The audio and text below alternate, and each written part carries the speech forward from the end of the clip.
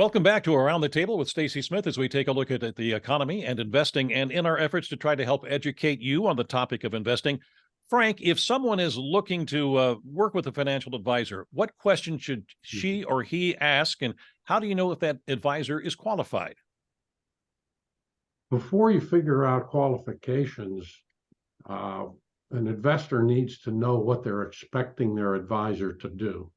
I mean, there are holistic planners that take a very broad approach to what you're doing with your money, and that is important if you need that.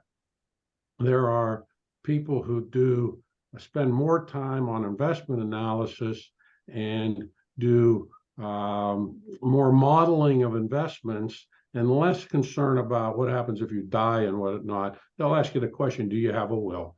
Do you need a lawyer? And what have you? But they don't delve into that as deeply. And if you don't need that, you don't need that. And understand that each of these components might cost something depending on how it works, who you work with.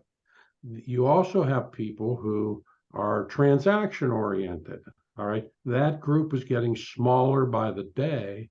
And the reason is we have some new regulations that make it very difficult to operate in that arena.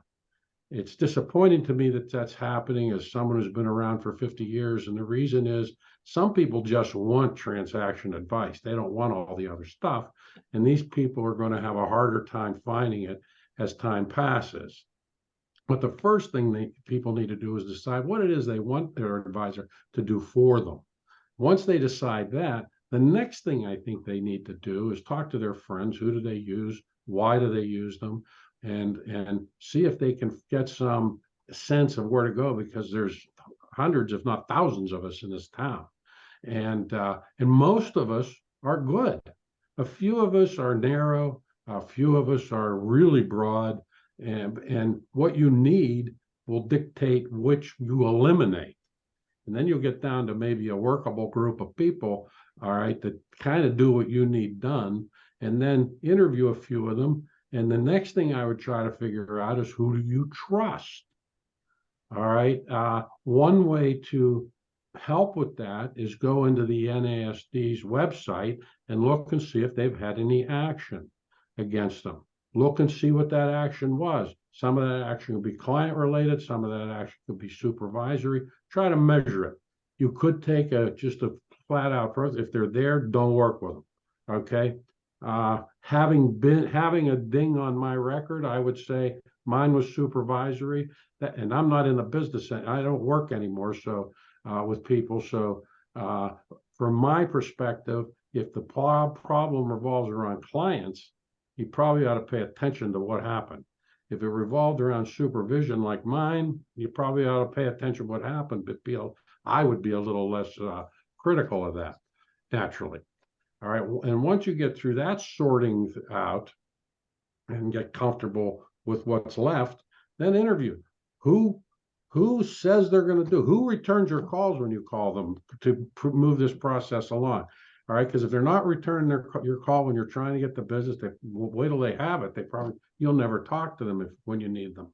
All right, and I'm sure everybody here, I know my rule is don't leave the office till you've returned all the calls. Okay, and and now that's not hard. We have cell phones; they're with us constantly. Not returning a call to me is inexcusable. Okay. And with that, once you get through all that, who do you trust? Who do you like? And then go forward. Okay, we only have about a minute or so to go. So Carrie or Michael, do you want to jump in? Because I know, Kimberly, you don't really deal with clients like this in this realm. So Michael, Carrie? Okay. So what I would say is what Frank said is absolutely correct. You need to know what you're looking for. But at the same time, a lot of times people don't know what they're looking for. So being able to look at a person's credentials, we are big proponents of the certified financial planning certification, because that certification means that that person is educated in all aspects of wealth management, meaning retirement planning, insurance planning, estate planning, etc. And sometimes people don't understand how those things are interconnected. Okay. We are now out of time. I just want to say thank you to all of you, and I'm going to bring you all back up in the same picture. And thanks for joining us. And there's a lot more to discuss. We'll do that in the coming weeks. And again, thank you also for watching, and we'll see you again the next time.